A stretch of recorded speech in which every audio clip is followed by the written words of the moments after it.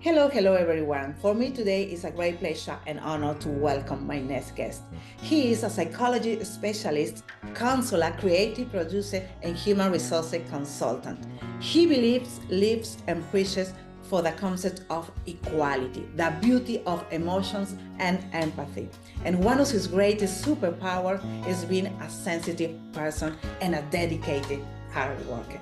Welcome to my next guest, Federico Rossi. Welcome to my YouTube channel. I am so glad you accepted this invitation, and I am looking forward. Actually, I am looking forward because I read your profile on LinkedIn, and I was so curious because you work with mindfulness.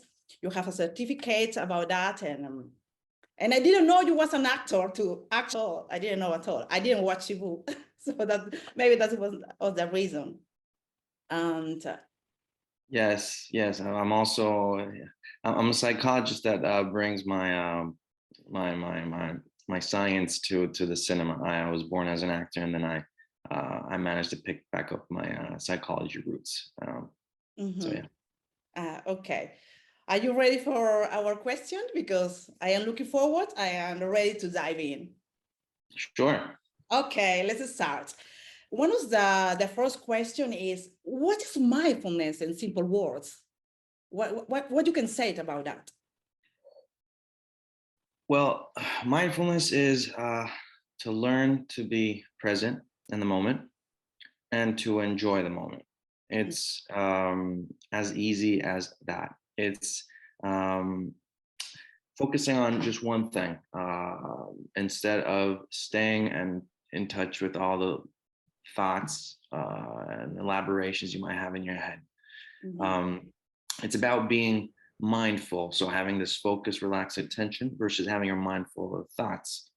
Might it be in anticipation for the future, or might it be from your past experience? So I think this is mindful. And that's mindful, because it's very hard to live in the present moment, to be mindful, because sometimes we are like so worried about our future, and we think about our past, and we forget that our past is already gone, and how you can say it for the people that always looking about the future, because how you can say it about that for these kind of people, because we are living in a society that's always seeking out what we are going to do next in our life, as you know. How you can say it about that? Well, I say it's a real good thing if you, are proactive into looking and seeking out to solve strategically your future. Sometimes you just can't. I mean, it's a lot about anxiety at this point. The future, the anticipation of the future brings you all these uncertainties that do not allow you to stay where you are at the moment. So you're stuck in what's going to happen, and this brings you anxiety because you cannot control it. Yeah. You simply cannot control it. And because you cannot control it, this brings you to feel anxious because there's no way you can do it. So the truth is, the only way you can control it is by staying in the present. And staying in the present, enjoying what there is. I mean, it's one of the ways. It's a mindfulness way of approaching it, for sure. Okay, our next question is, what is the main purpose of mindfulness? What is the purpose? How you can say as a psychologist to us, to a normal people that we are learning in this process and this journey of life, how you can say, what is the purpose of mindfulness? Well, the purpose of mindfulness is to make you live in the present, as we said before, to make you live in the here and now. It's you achieve a state of alert, focused relaxation, and by deliberately paying attention to your thoughts and without any judgment. So you don't judge your feelings, you don't judge your sensations, and you're just there, present at the moment. So if you get to that, if you practice that in the long run, you'll help your body out, and you'll help yourself out to diminish the symptoms of anything that can happen to yourself, and you're staying in the moment. So what I understand what you say is, we must celebrate our emotions, because you wrote something very nice in your profile, the beauty of our emotion, no? Because it's very important to celebrate our emotions, really. Well, you know, you're not supposed to run away from them. Well, yeah, we must accept it.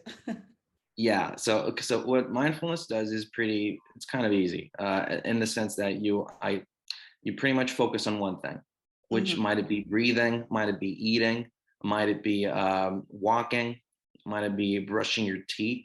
So it can either be formal, informal. It depends on why you do it. And when you stay focused on that, every time there's a thought in your head that brings you away from the thing you are doing. So imagine you are you're eating, and while you're eating, you're thinking about the future, and you feel anxiety and distress, and you know, so you're eating, but you're focused on that. You put this autopilot mode in which you are not even aware what's going on. You're just doing.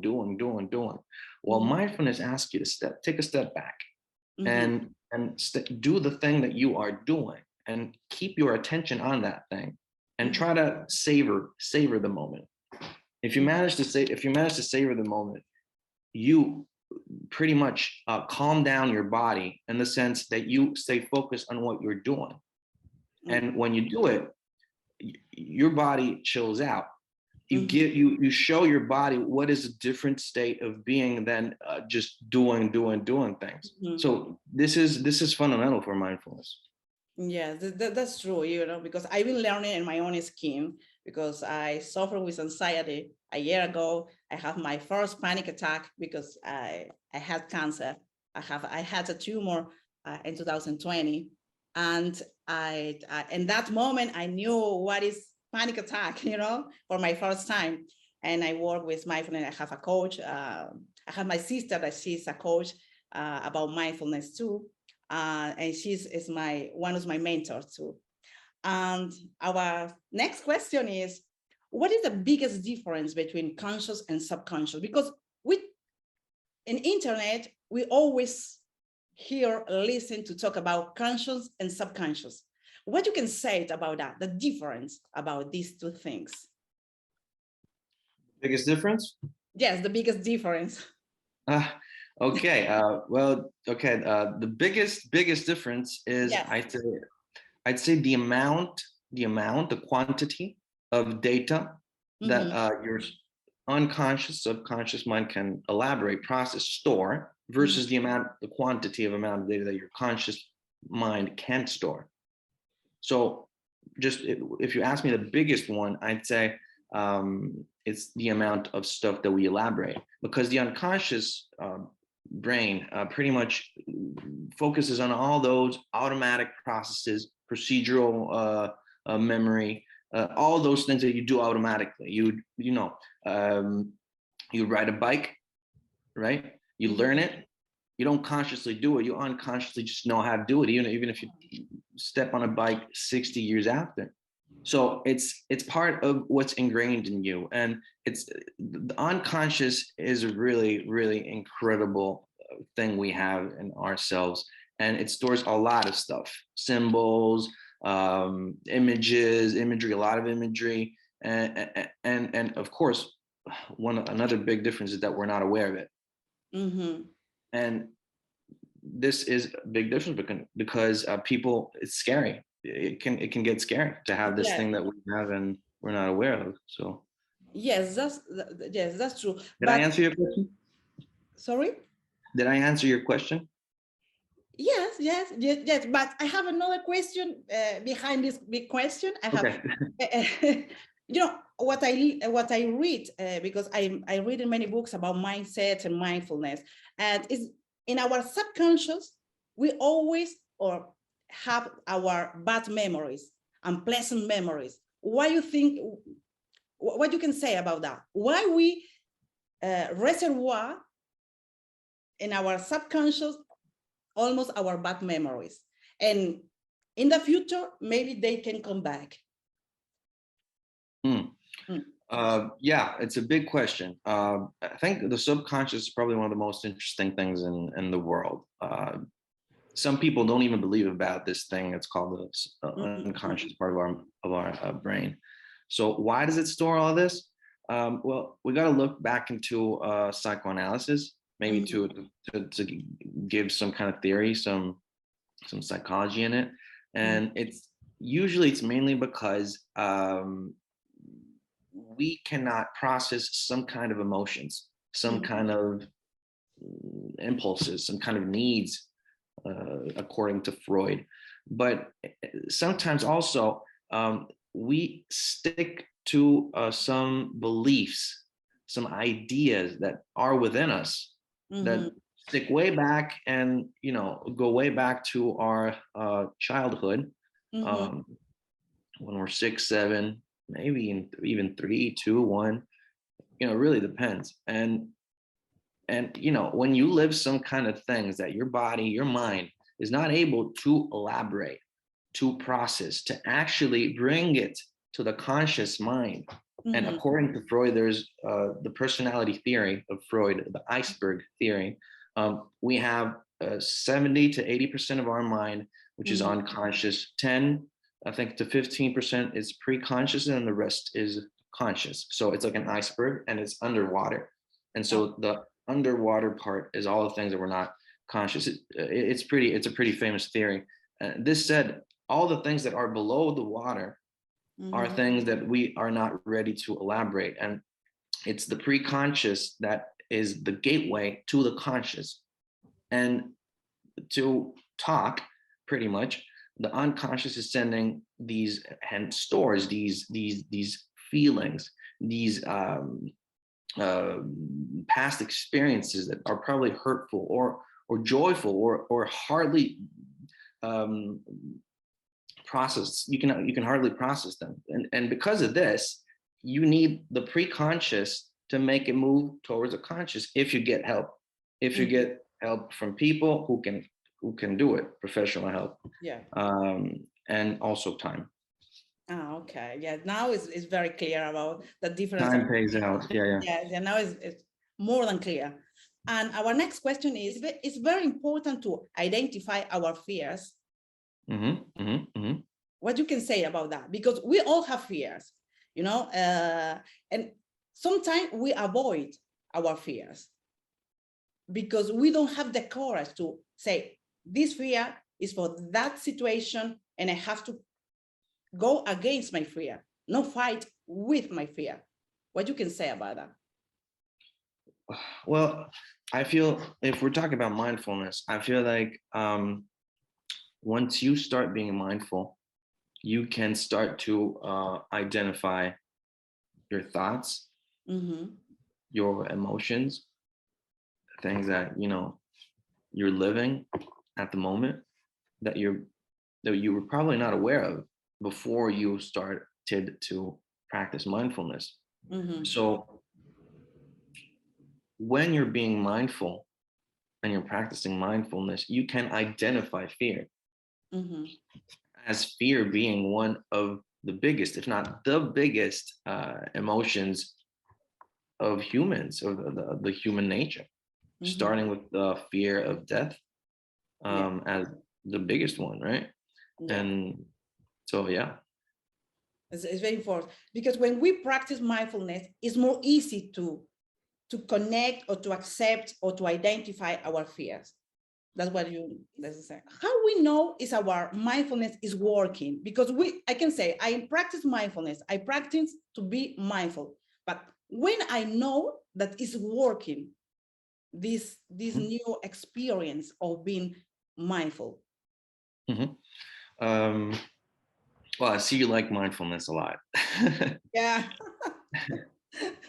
Because it's very important to be present, it's very important this day to be present. I agree. I think it's a fantastic tool. Yeah. This said, how do you know it's working? Well, if you live in autopilot mode, so bringing back to what we said before, you just do. You wake up, you go to work, you come back, you feed your family, yourself, you eat, sleep, repeat, blah, blah, blah, blah, blah. So when you start being mindful, you pretty much try to shift the way you elaborate life. You give yourself some time and the possibility to breathe, pretty much, to cool down Mm-hmm. at a deep, deep, deep level. They say, I think it's mindfulness has the capacity to cool down your thalamic, your most primordial areas in your brain. It's the reptilian brain. It goes way back, way deep inside your brain, and it's part of evolution. It goes way back to when we were, if you believe in evolution as the sense of evolution, besides Darwin and all, we were born from fishes and we became reptilians and mammals. So we built the mammal brain, and then we eventually developed the cognitive brain. So the more elaborate brain that makes us think, live, and process emotions and imagination. So how do you know it's working? Well, you know it because you probably feel better. You integrate in your hectic life or your daily life this practice that makes you alert and you have a focused relaxation. You can alleviate the symptoms of anxiety and probably stress, definitely, as well as I meant depression. Sorry, alleviate the symptoms of depression in this sense, because you pretty much you distance yourself, you identify those emotions that you're living through, you accept them, you try to accept them, you elaborate them while you're being mindful and all, and you bring back your attention to what you're doing, so you can be there but not identify with the emotion. So you become like an observant. So in this sense, how do you know it? Because you become more aware of yourself, you increase your awareness, and you feel more relaxed. And this is pretty much the sense of mindfulness. Oh, okay. Yeah, when we are aware about everything and we are focusing in our every single day, Yes, and absolutely, Eric. And so we are focused. If we are eating, I focus in that moment. I eating, I running, I walking, sure. I shower, and so. Just let me add just one more thing, Eric. That it's really important to repeat what you're doing. Incremental value is given by daily habits, positive habits that you built over time. So in this sense, if you do one mindfulness session, it just can have the effect that one mindfulness session can have. If you repeat these sessions over time, that's when you get progress. That's when you get results. That's when you feel more relaxed. The symptoms alleviate, and all of these things. So it does take time to make things happen. But if you stick hard at it with this technique, with the help of some professionals, of course, then you'll see results. Yes, because when we change our life, when we change habits, it takes time. It's digamos, every single day is a work in progress, I think, Absolutely. When we change our life. Okay, our next question is mindfulness. How does mindfulness help anxiety and depression? I think you already answered this question, but if you can add something different or something that can be important. Well, how can it help? It can help by simply, first of all, having to deal with anxiety and depression. Most of the times we don't want to deal with negative emotions. No. Right? No. We run away from negative emotions. Exactly. Who does? Yeah. Right? Who's in there to pray and I want negative emotion. No one is there. Exactly. So how can it help? Well, we distance ourselves from it for the sole sake of looking at it truthfully for what they are, thoughts. This is how mindfulness can help these things, these symptoms, let's put it that way. And of course, it's much better if you have therapy, if you have some professional help while you're doing mindfulness. But from the moment that you distance yourself from these concepts, then you can learn what they are, because you look at them from an observant point of view. You just see how these feelings, these ideas, these fears, these insecurities, what they cause to you, where do they stem from? why they occur. So you go back to what happened. So you have time to elaborate. So it's, once again, it's identify what you have, which is important, and then you try to accept it by elaborating on it. And this takes a while, right? Because there might be so much things that you have inside within you that it becomes pretty intricate. And then you just observe it, trying to not identify with it, and this alleviates anxiety symptoms and depression symptoms. Just one thing: not everything that our mind generates is true. I think this is the most important thing. Our mind is able to create ideas, concepts that have nothing to do with reality. And it's important that we understand how to, not more than control it, to understand how this works and try to modify and repair and heal those systems of beliefs, those ideas that might stem from the past. And mindfulness can help you to identify them, which is already something important. Yes, that's true. Absolutely agree with everything you said.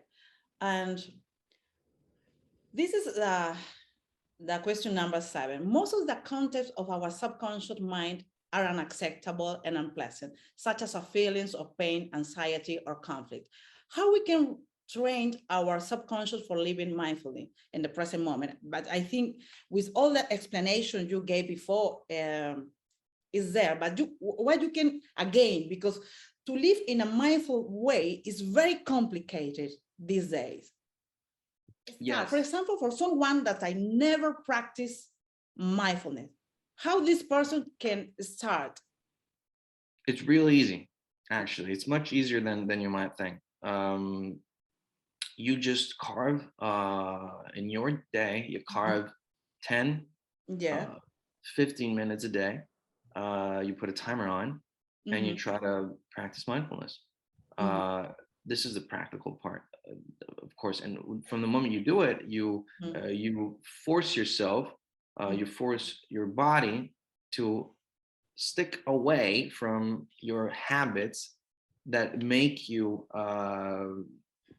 the person that you are. And in this sense, if you start practicing mindfulness, it's probably because you've noticed that there's might be something wrong, or you want to increase the quality of your life by any chance. So how do you do it? You carve time for yourself. We are bombarded with stimuli from all over the place, right? Like, I don't know, WhatsApp, Facebook, Instagram, TikTok, and all these things.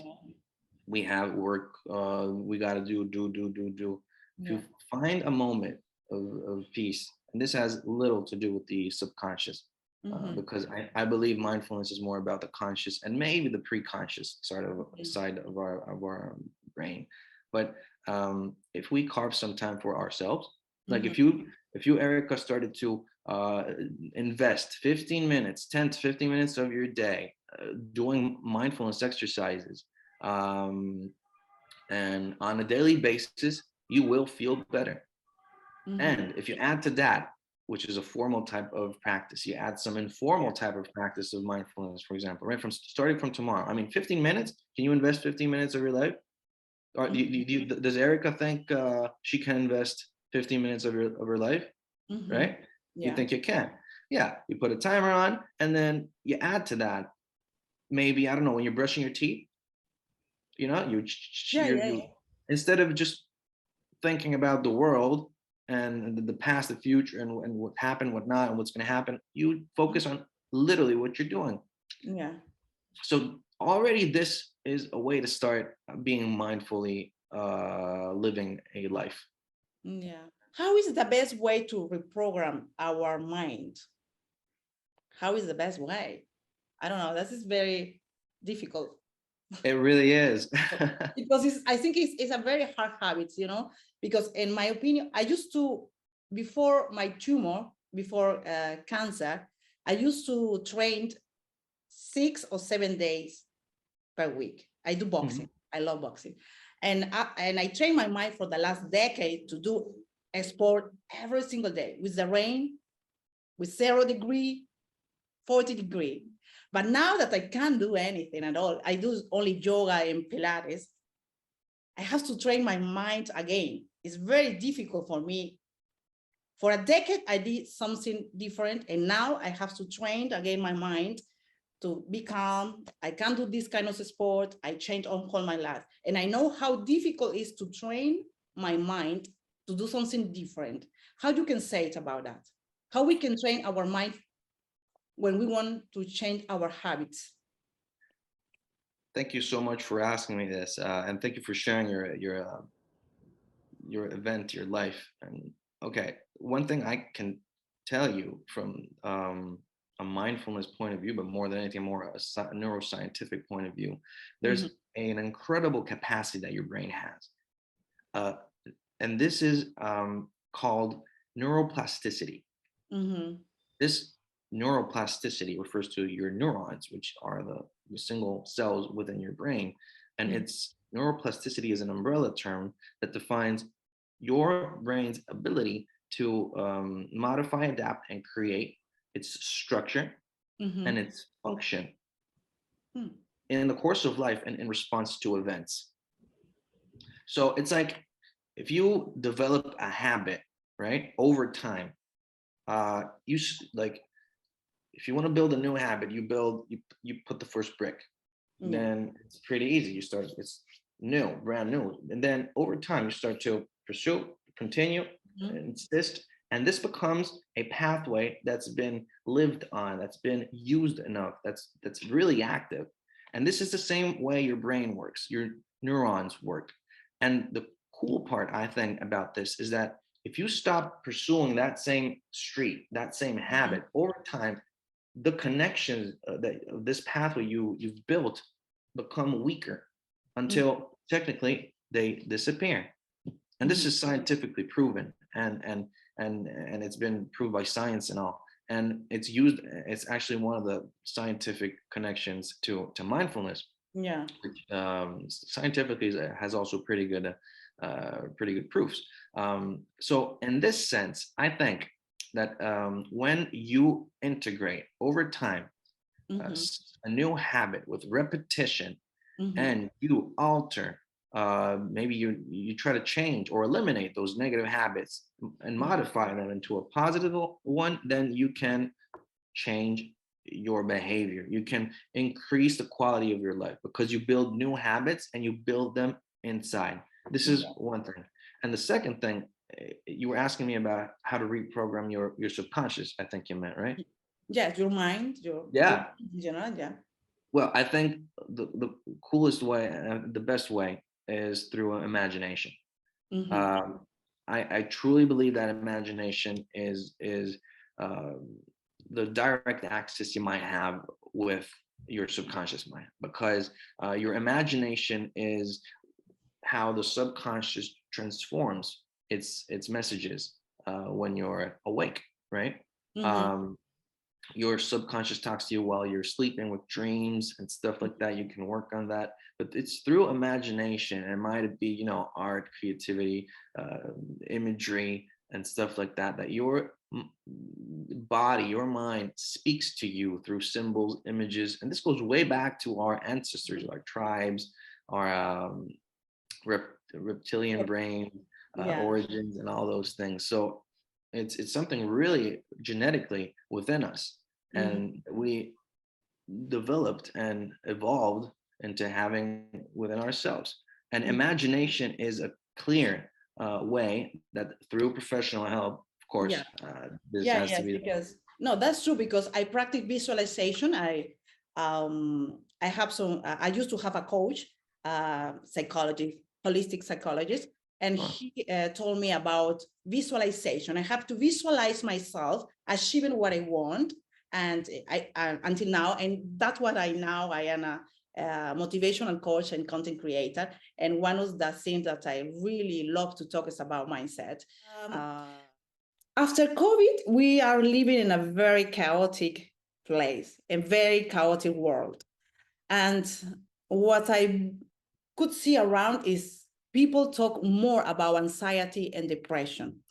What you can say about that? It's always been like this, or in the last years, it's more, people are more conscious about depression and anxiety, or they feel more free to talk about these two things, these two mental illness?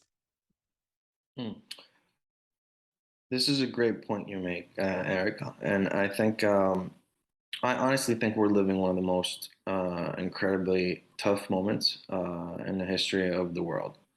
Um, our parents, to some degree, our grandparents, depending on how old you are, haven't lived these moments we're living now. To date, and go back to the moments that were tough to live, we need to go back to World War I, World War II. So it's been a while, but the moment we're living now, between the pandemics and these world conflicts and death of important people like Queen Elizabeth II, I don't know, we're living an incredible and hard moment that the world is having a tough time living and elaborating and processing. Think about just the pandemic itself. If you look at the theory of pandemics, when you study this kind of pandemic, you know that you're going to have an emotional repercussion on it, because your security, the need of security to feel safe that you had before it, before the alertness that you got to integrate in your life because of the virus, has changed. So you cannot feel safe anymore. You're not safe anymore. So before you felt like your life was not on threat. Now you could die by contracting this virus. And this goes deep within ourselves. It goes deep within our most visceral needs, and it's scary. So this can develop anxiety. This can develop depression too. Add to this that coronavirus is an inflammatory disease, and you treat it with anti-inflammatory as of now, and it's pretty functional for, and it's connected with anxiety and depression too.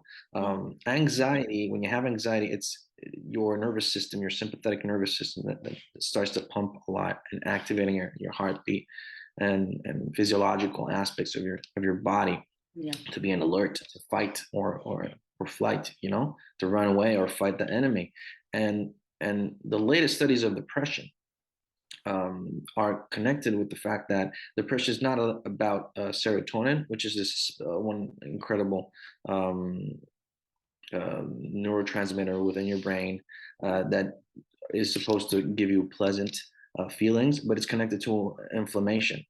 So, you know, you get scared, so you get alert because of your life is on threat. You could die. You become anxious, and this brings you to depression as well. In this way, this is what I think, at least regarding depression.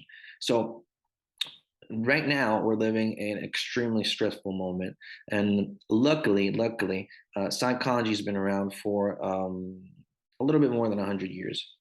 So luckily, and this will bring hopefully people to get sensitive about it, more than anything, mental health or support in this sense, counseling, coaching, if anything. And this is important because people have always been looking through medicine and science, and you know, have a physical symptom, so that's it. And mental stuff has been a little bit undermined, right? So it's important that with this moment, people start to understand how important these aspects, these mental aspects are, and how we need to take care of it.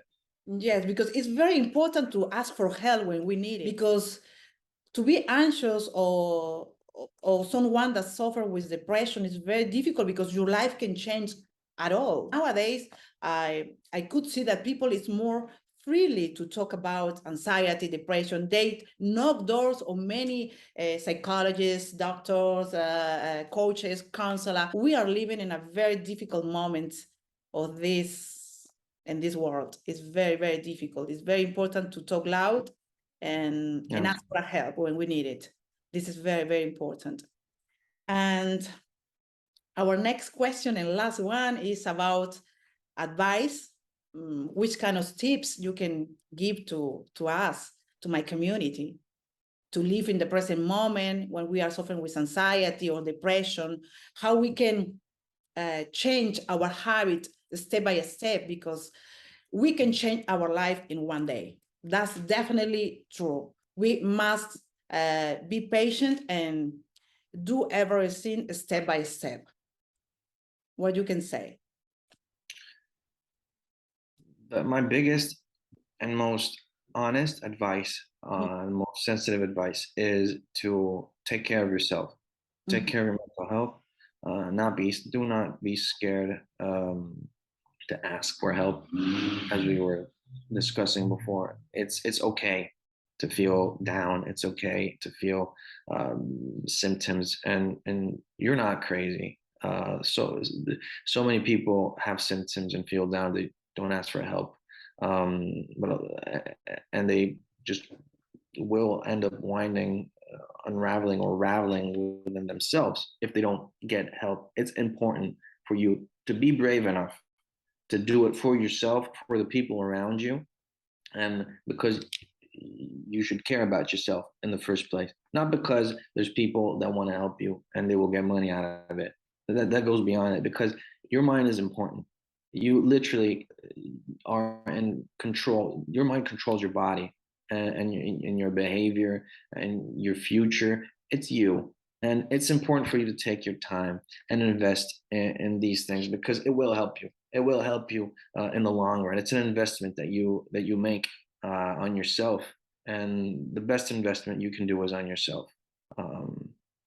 And look, coaching, counseling, and all, it's fantastic. You help people. If you really want to make a change, also go to psychotherapy. Don't be afraid to go there. Even if you get into psychiatry, you get to med, like you get some medicine to treat your illness or your situation. Don't be scared. I mean, you can face it. You can face it, and you'll just do fine if you integrate what is medicine with therapy. Start looking into yourself. Don't be scared. This is what I can tell you to the community, to our communities, and be brave enough to be yourself and accept yourself and love yourself ultimately. It was a pleasure to have this interview with you. It was so kind of you to accept it, and thank you. Thank you so much. It's my pleasure. Thank you. Grazie mille. Grazie.